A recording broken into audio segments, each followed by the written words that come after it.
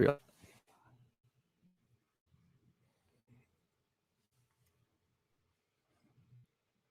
Yes, hello and welcome to Release the Creative, your favorite show about creativity, cognition, and this week, thanks, it has pockets. Pockets.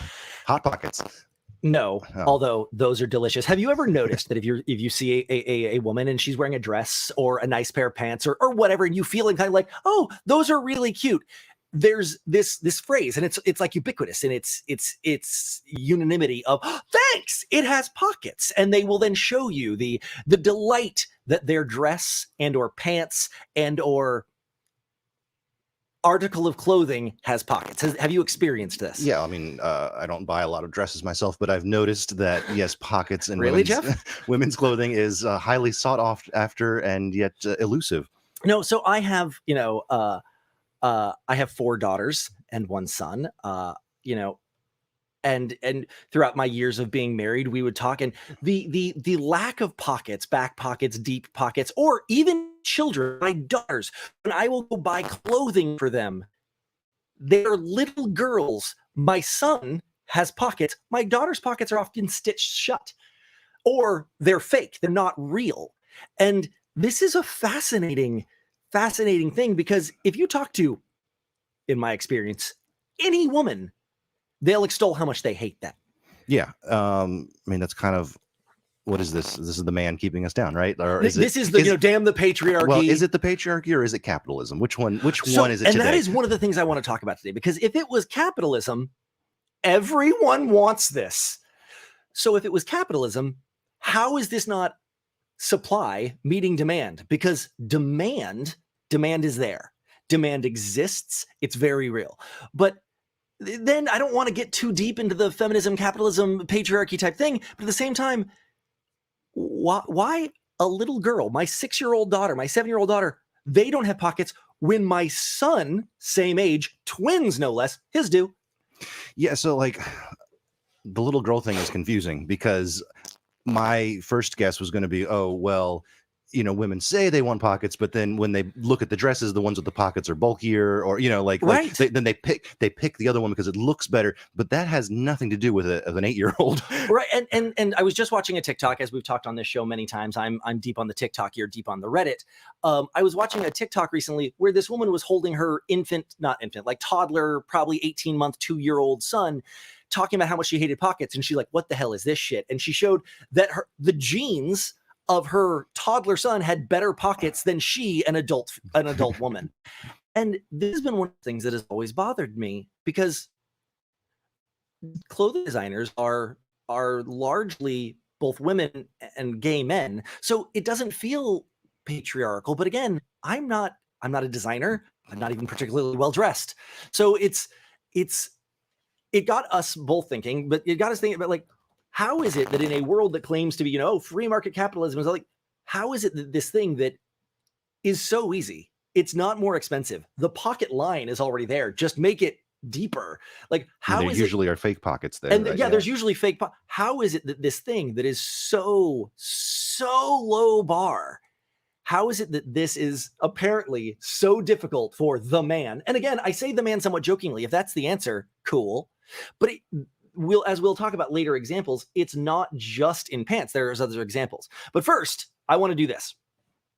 This is our first week. We've talked many, many times about going to have a guest on this show. We've talked about how once we went live, we wanted to start bringing in more voices that weren't cis-het white dudes, because there's voices out there that are better, and not better is not the right word, broader and differently experienced. When it comes to us, better is the right word.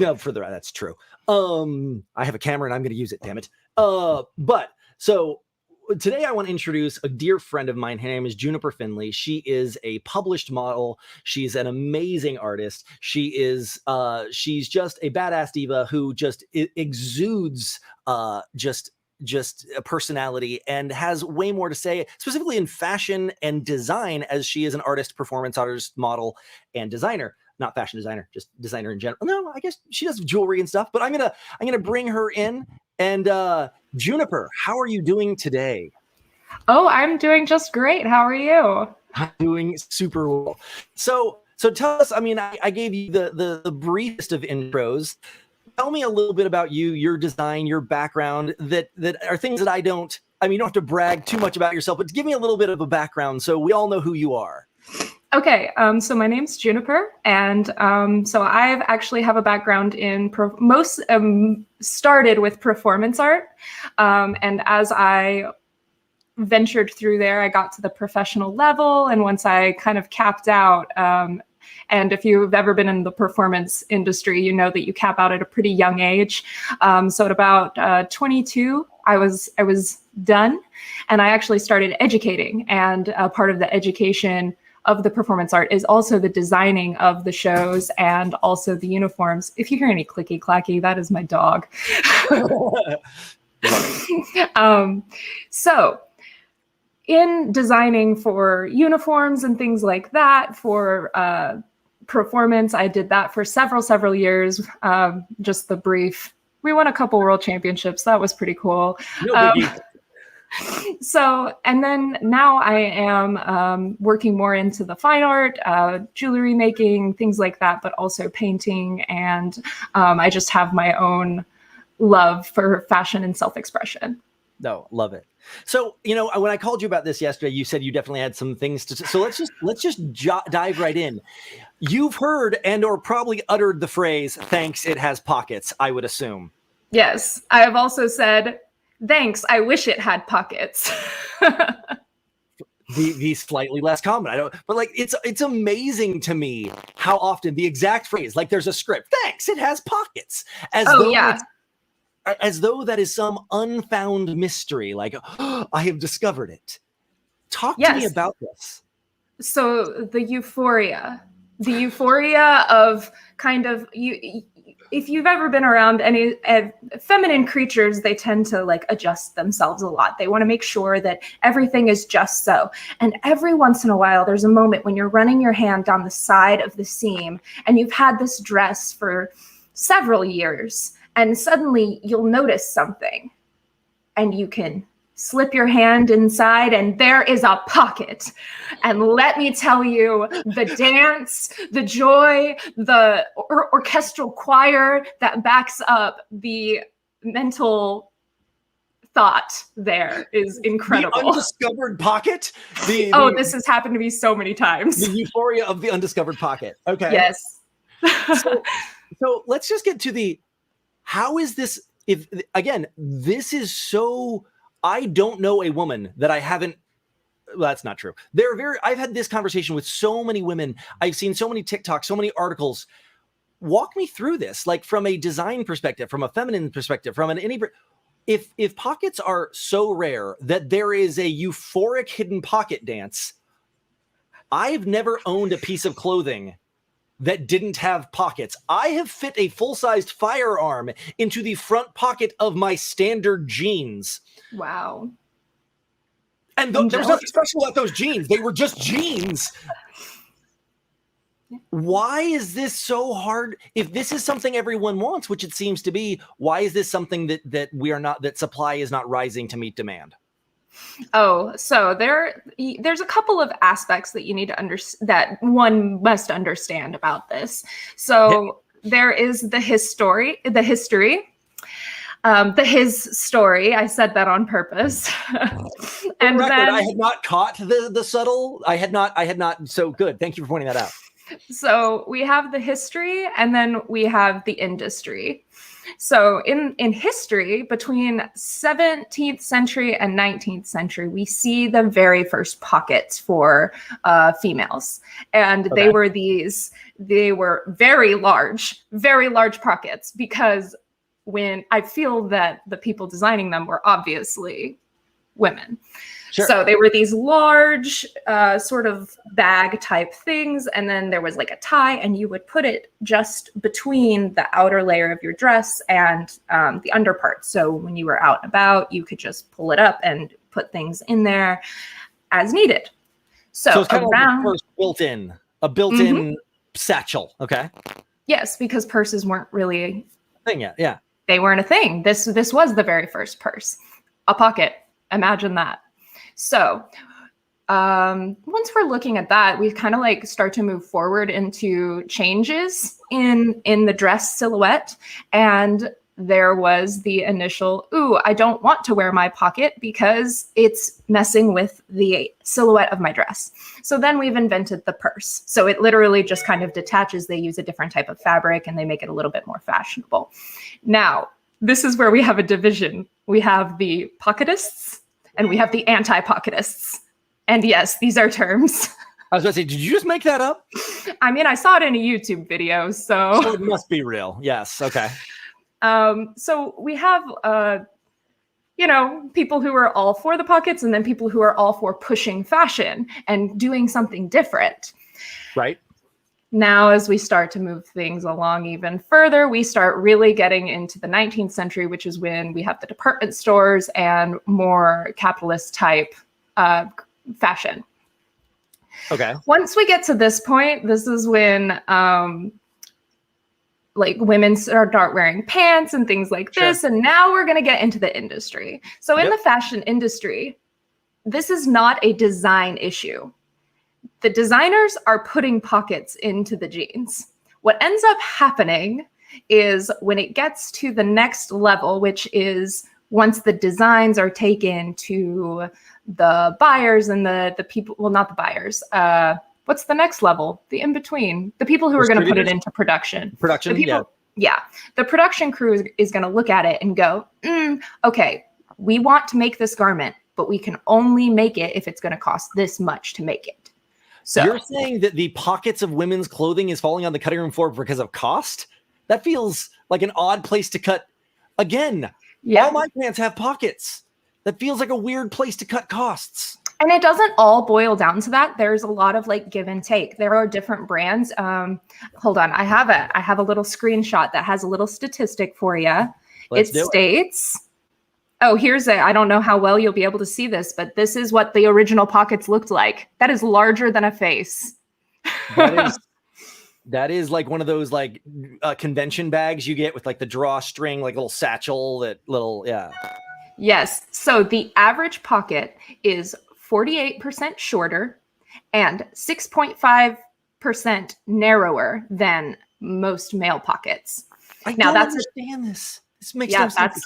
If you can imagine the difference of sticking your phone in one versus the other.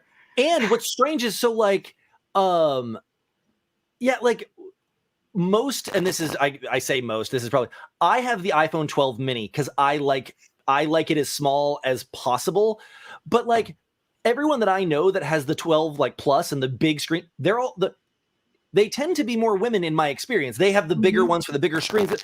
So they have the smaller pocket with the larger devices. It's crazy to me. I have the smallest phone that I can get. Like literally, if they had a smaller one that still had smartphone capabilities, I would have it smaller than this. But yeah. I think that it's a balance thing because women do want pockets, but they also want fast fashion. Fast fashion needs to be cheap. So when you have the designer clothes, they're actually having larger pockets for the most part. They have larger pockets. If I went to Fifth Avenue or Melrose or Rodeo Drive and I bought a $3,000 pair of paper denim cloth jeans, paper denim cloth are not $3,000, they're like $400. That would have a pocket. That's the assertion. Honestly, this is a real question. I don't know. For the most part, yeah. My experience with let's see, every brand's different because every production crew is going to be different. They're all trying to save money and provide for their customer differently. Okay.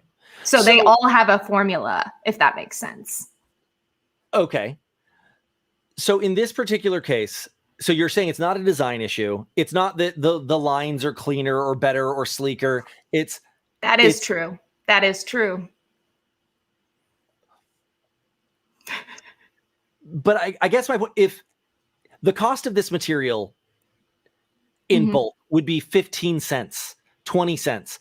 If we raised the raise the price of a pair of jeans $1.50, the resounding demand from this, cis white, from this perspective, the resounding demand is ubiquitous. It's everyone.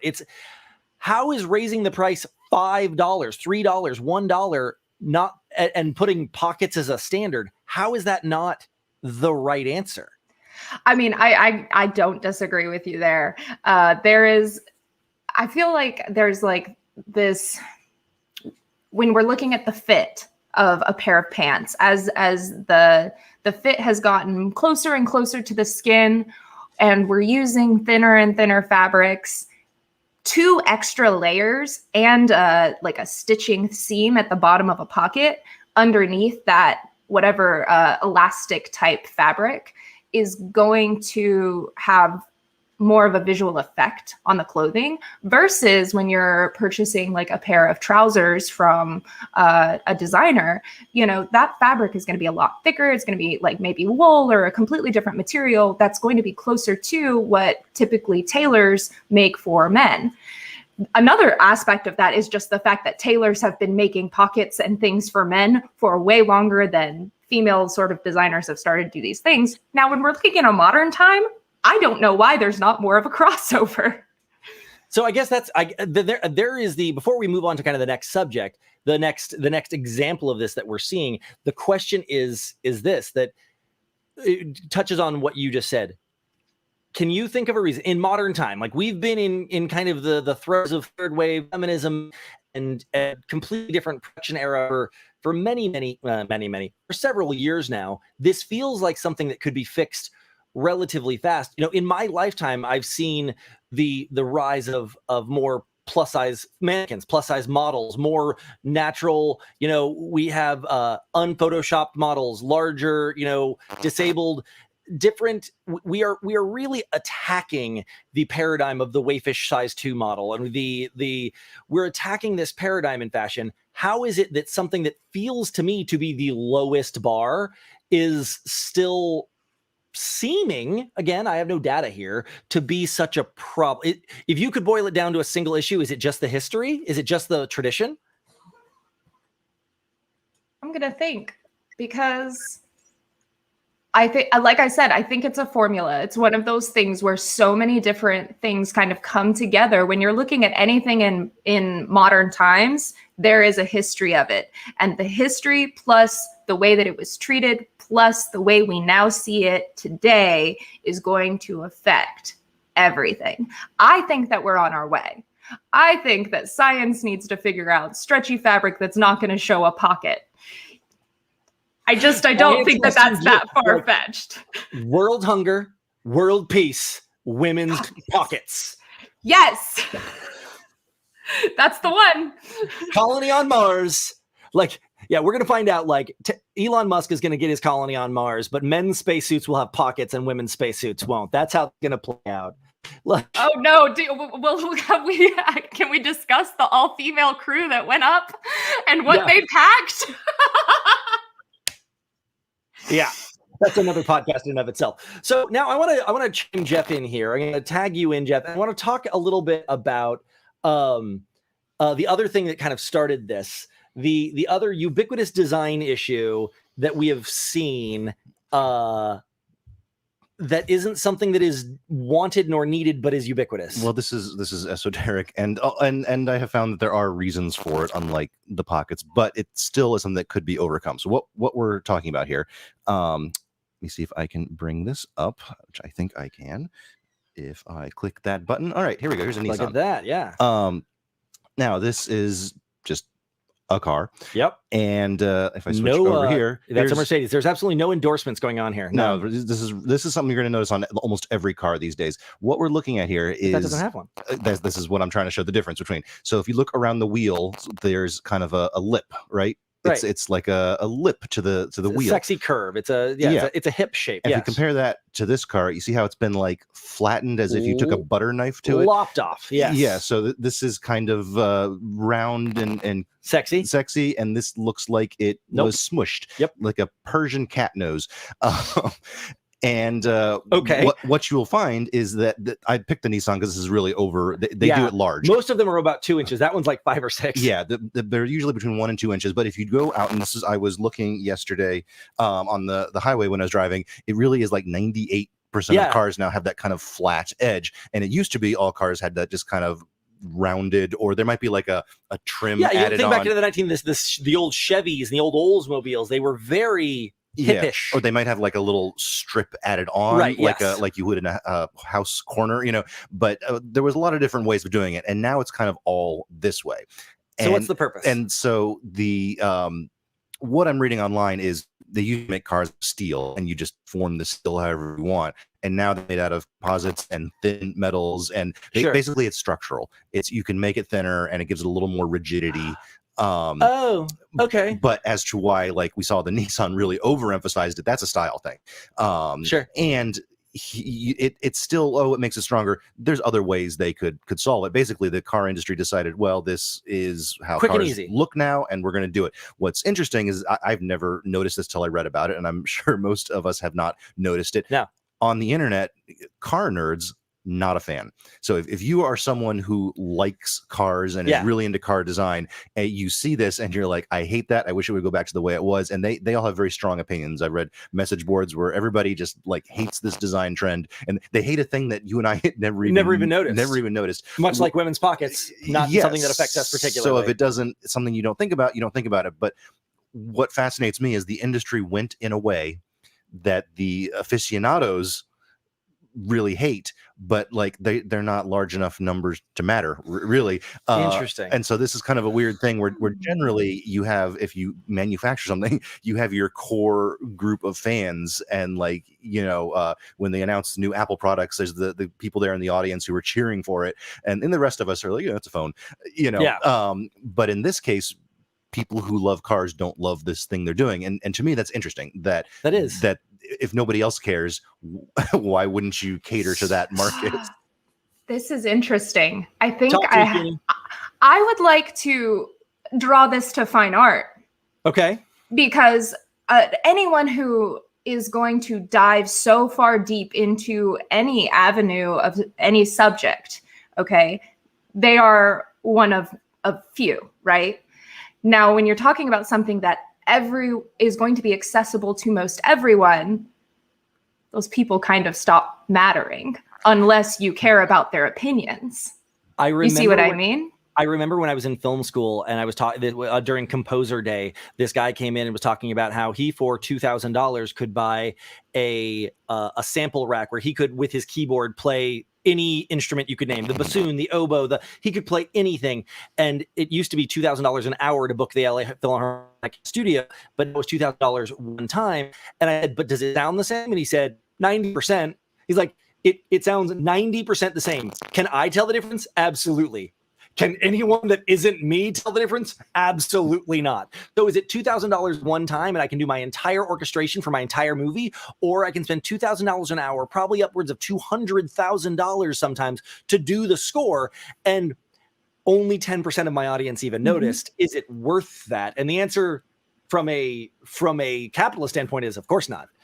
There's an interesting, even from a capitalist standpoint, there's a phenomenon. So like these days, the difference between Macs and PCs is not that different, really, that honestly. Great, 20 years ago, there was a bigger, you could say, oh, these do this and those do that. And back then, I've been an Apple fan since forever. Sure. And I was a video editor, and I had my, my $5,000 Mac Tower. And they didn't sell a lot of those, like it's a small professional market, and they're more interested in selling, millions of something. But here's the interesting thing. A million iPhones is better than $5,000 computers. Yeah. But here's the interesting thing. Even though I only bought, one expensive computer every decade, I sold a lot of Macs because people would come to me. They said, Jeff, you know about computers, you're a professional. What should I get? I said, I love my Mac. And I tell them, buy the $1,000 MacBook. Like, I didn't own a $1,000 MacBook. It's not but I was used to the expensive one, and so I recommended the cheap one. And you and I have both used like Canon SLRs forever, and these are big, expensive pro cameras.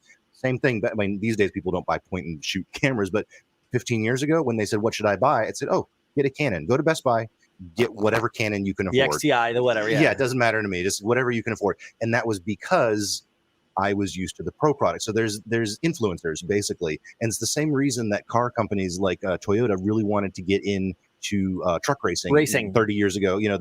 They were like, we need to be in truck racing. Well, you don't make money from truck racing, right? But then people are like, well, your trucks are good, I should buy them. It's the same thing. Like if you go, I'm a big motorcycle guy. If you watch motorcycle racing, you're like, oh man, the guy, the winning, I can't remember his name. They called him the Doctor. He has a name that isn't the Doctor, but like He was amazing, and he was on the Ducati team. If you think you can buy the Ducati he was riding, you're insane. Like, the thing that he was riding it was built by engineers who had an association with Ducati. It was not a Ducati motorcycle. Yeah, they show that they have the expertise at that level. Right. So you assume that it trickles down. And so that's where you on the one hand, it's like, well, I don't have to care about my core audience because they're small, but they're the influencers. So I actually want to touch on this. So I was interested. If you haven't heard of Frank Stevenson, please Google him right now. I'm going to extol some of his merits. I had an awesome opportunity to interview Frank Stevenson for my book. He is the guy who brought the Mini from the old Mini to the new Mini, into the new world. One, yeah. He's the one who designed the Fiat 500 when it came back, and Jennifer Lopez singing "I'm Alive," like that was him. He was a designer for Maserati and McLaren, Ferrari. Like, he is one of the foremost designers in the world. And we were talking about this kind of general concept of design in general, not just cars, but design in general. And he said the problem is that engineers do not care what things look like. Engineers are not designers, and we need to stop thinking of engineers as designers. He's like, so you'll see this car show and they'll come up with this concept car and it's beautiful. It's a thing of beauty. The lines are sexy and it's awesome. Engineers haven't seen that yet. That is a prototype car. It runs, art first. But it's art first. And then the designers come in and the engineers come in and go, oh, well, the brakes are going to get too hot. We have to drill holes in that so that airflow can get to the brakes. Mm-hmm. Oh, you know what? That grill's we're going to work. It's not going to let go. It works for a concept car that was never going to drive very much, but it doesn't work in the real world for very long.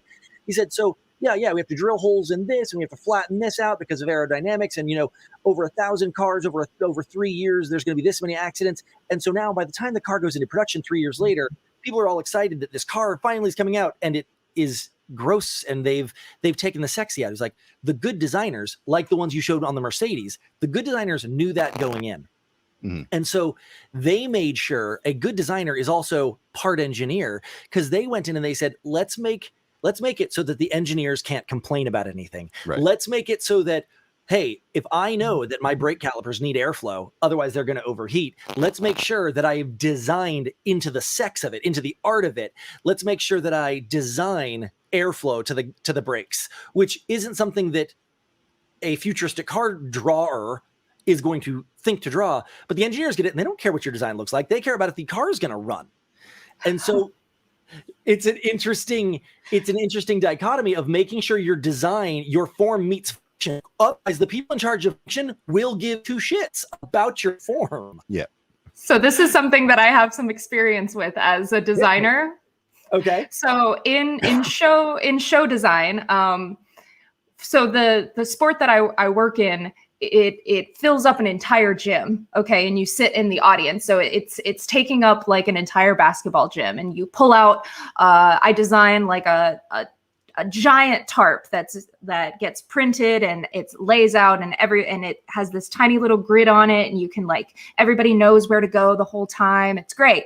We also kind of, as the sport has evolved, we've started adding props that need to move, props that need to be maneuvered. And I live here in northern Alabama, where there is actually Huntsville, Alabama, which is Rocket City. All of my students' parents are essentially rocket scientists. What idiots, right? Like, oh, they're fantastic. Let me just tell you, shout out to all of the engineers who have helped me make these designs happen. However, as we dig in, I draw the picture and I go, wouldn't this be cool? And they say, yeah, but it's not going to look like that. And so we've actually, like, the collaborative effort back and forth, it gets heated. It is exciting. It's boring. It has so many different layers to it, and all just to get to this final push and pull of how do we bring the ideas together. Absolutely. And, like, it's equal parts arts and science. It's equal parts. So to kind of sum up the Jeff point and then kind of sum it all up together. So what's the answer with the car thing? I mean, it's meant to be so it's fast fashion. It's so that they can do it quickly and cheaply. That feels like it's probably more capitalist in nature than anything else. Yeah, I'd say in this case, it's what. So you remember when we were kids, and you'd go not much. Yeah. Well, do you remember you used to have to pay for refills at McDonald's? Oh yes, I remember when free refills became a thing. Yeah. Yeah. Well, it became a thing. Like, this is a thing that what's the phrase, slowly and then all at once, right? Right. There was like some people did it and then other people did it, and then all of a sudden it was everywhere. And then even more so, they then started putting the soda fountains out from behind. So because for a while you had to bring your cup and ask for a refill. Yeah. So my point is, once there's a certain critical mass of once half of fast food places are doing free refills, everyone else has to follow. Or this is kind of the inverse.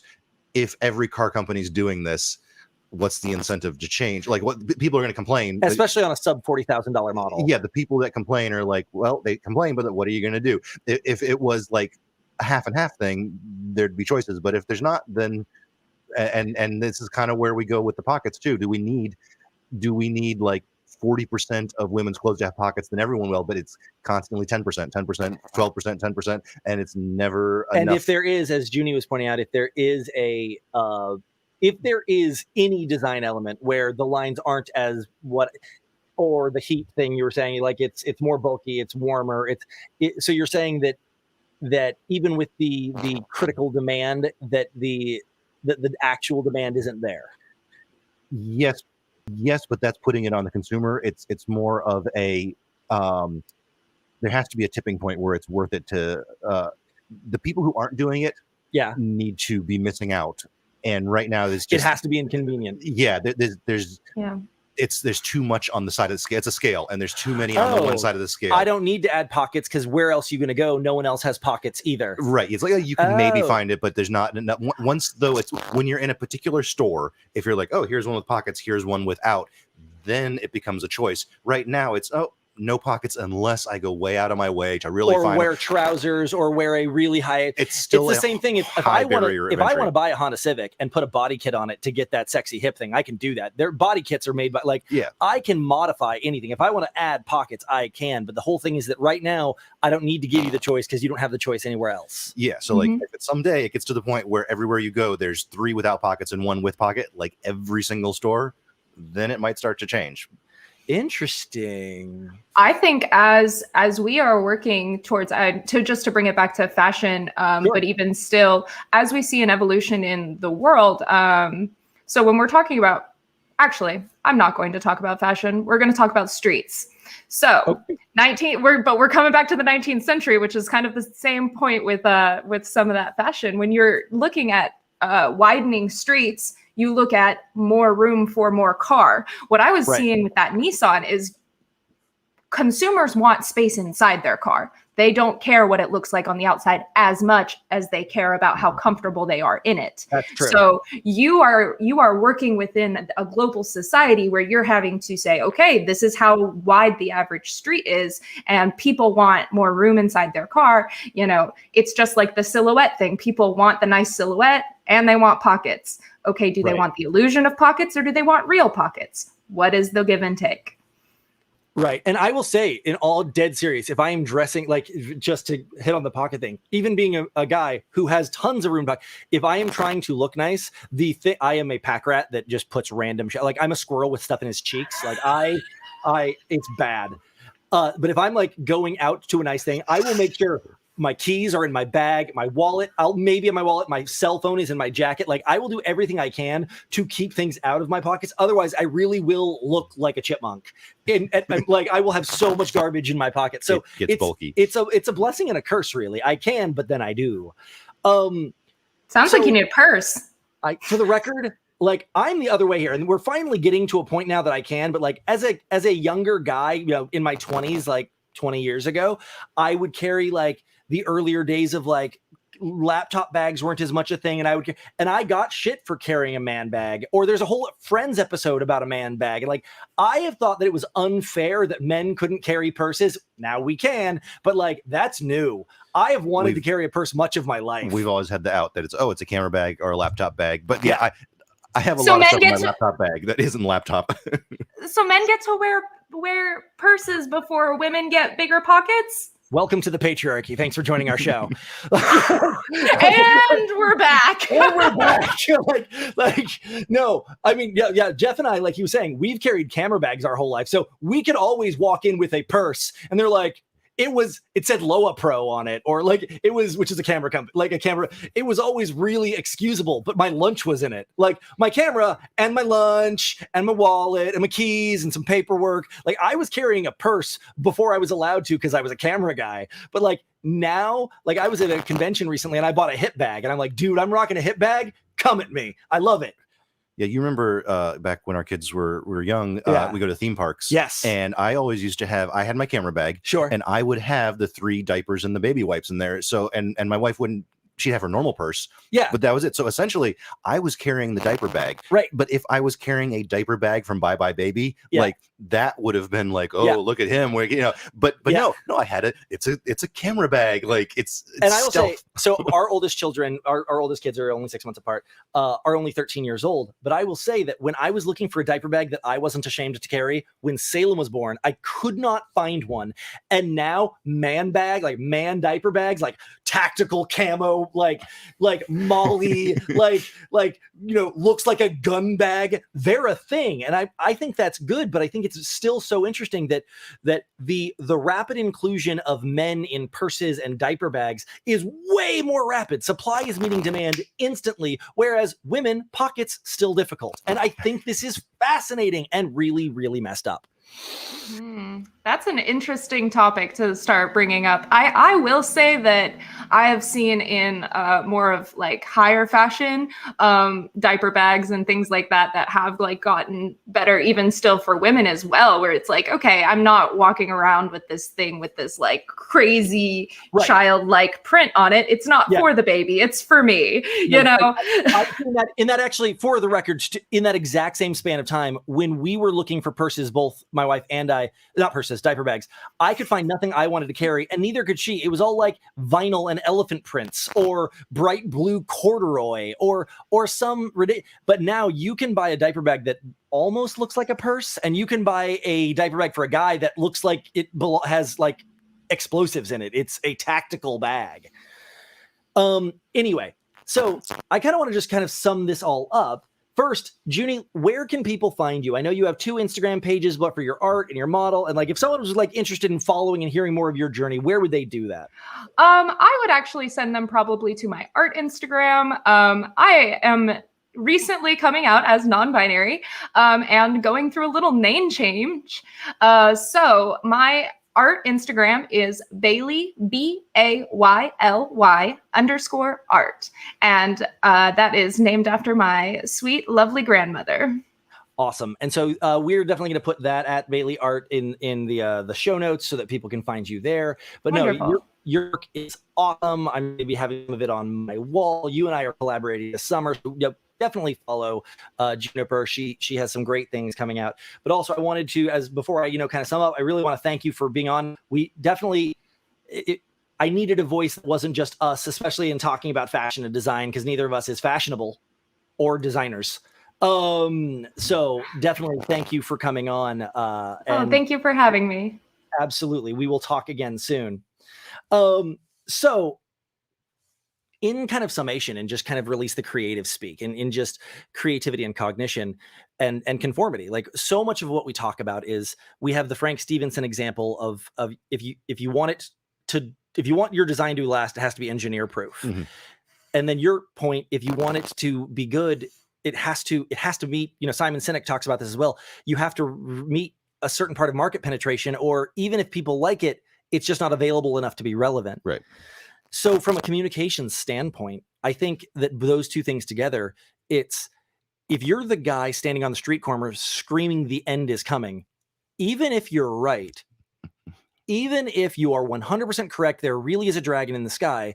If you're the guy that is so far afield of the message, if your product, your service, your people, your thing, your appearance is so far afield that it doesn't resonate, or even if it does, it's too far, it doesn't meet penetration. It doesn't hit that point. But the idea of market shifts is incremental. It's the idea of we have to do big things in small ways so that they, diaper bags already existed. They didn't invent the tactical diaper bag all at once. It was a incremental innovation. It was a small change. Right.